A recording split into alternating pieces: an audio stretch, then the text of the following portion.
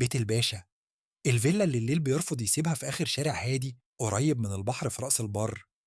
واقف بيت قديم من أيام البشوات، فيلا ضخمة بدوارين، جنينة واسعة مليانة شجر ناشف، وشبابيك متكسرة طول الوقت مفتوحة كأن حد بيراقب الشارع منها. الناس كلها هناك عارفة البيت ده وبيسموه بيت الباشا. الغريب إن الفيلا لحد النهاردة ملك ورثة أغنية جدا، لكن ولا واحد فيهم رضي ينام فيها ليلة كاملة. بداية اللعنة زمان في الأربعينات كان عايش في الفيلا باشا مشهور، راجل قاسي جدا، والناس كانت تخاف حتى تبص له في عينه. كان عايش لوحده تقريبا، مع خدامين قليلين وست غامضة محدش كان يعرف هي مراته ولا مين بالظبط. وفي ليلة شتاء قديمة الجيران سمعوا صريخ جاي من الفيلا. الصوت فضل شغال دقايق طويلة وبعدين سكت فجأة. تاني يوم الباشا اختفى، ولا جثته اتلاقت، ولا حد عرف هو راح فين. ومن يومها البيت اتغير.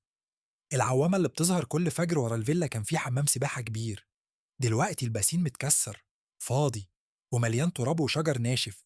لكن حارس العمارة اللي جنب الفيلا حالف أكتر من مرة إنه كل يوم قبل الفجر بشوية بيبص من شباكه يلاقي حاجة مستحيل تتصدق: عوامة بطة صفرة عايمة بهدوء في نص البسين الفاضي.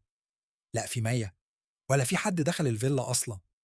مرة نزل يشوفها بنفسه، قال إنه لمحها بتتحرك ببطء كأن طفل بيلعب بيها، لكن أول ما قرب من السور العوامة اختفت كأنها عمرها ما كانت موجودة. ومن ساعتها الراجل بقى يقفل شباكه قبل الفجر بساعة. البيانو اللي بيعزف لوحده في الدور الأرضي في صالون كبير مغطى بالتراب، وفي ركن بعيد بيانو قديم مكسور المفروض إنه ما يطلعش صوت أصلا.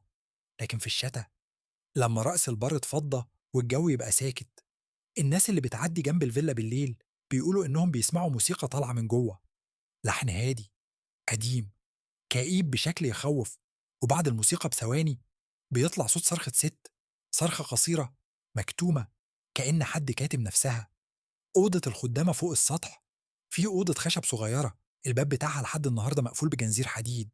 دي كانت أوضة الخدامة، البنت اللي اشتغلت عند الباشا سنين طويلة. وفي سنة 1952 اتلاقت مشنوقة جوه الأوضة. الناس قالت إنها انتحرت، بس اللي شاف الجثة وقتها قال إن عينيها كانت مفتوحة بطريقة مرعبة وكأنها ماتت وهي شايفة حاجة مفزعة.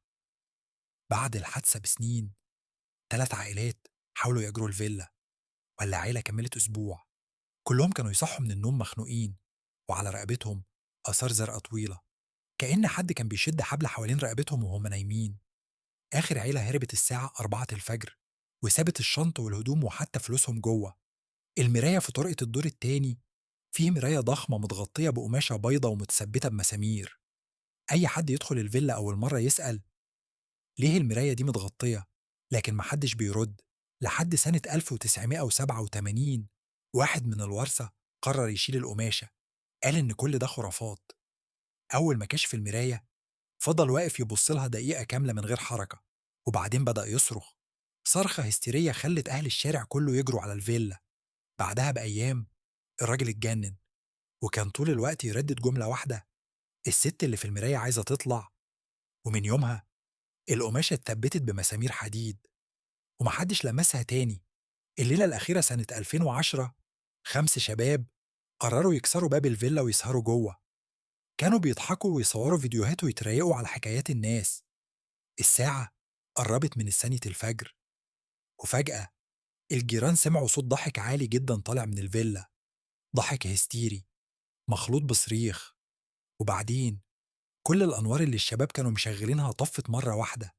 الشرطة وصلت بعد نص ساعة، لقوا الشباب مرميين في الجنينة فاقدين الوعي ووشوشهم كلها خدوش طويلة كأن حد كان بيخربشهم بأظافر حادة.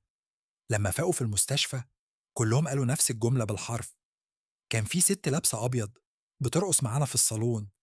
ومن بعدها الفيلا اتقفلت بالحديد. لكن أهل المنطقة بيقولوا إنه لحد النهاردة لو عديت جنب بيت الباشا بعد نص الليل ممكن تسمع صوت بيانو بعيد وتشوف ست واقفة في بلكونة الدور التاني بتبصلك من غير ما ترمش.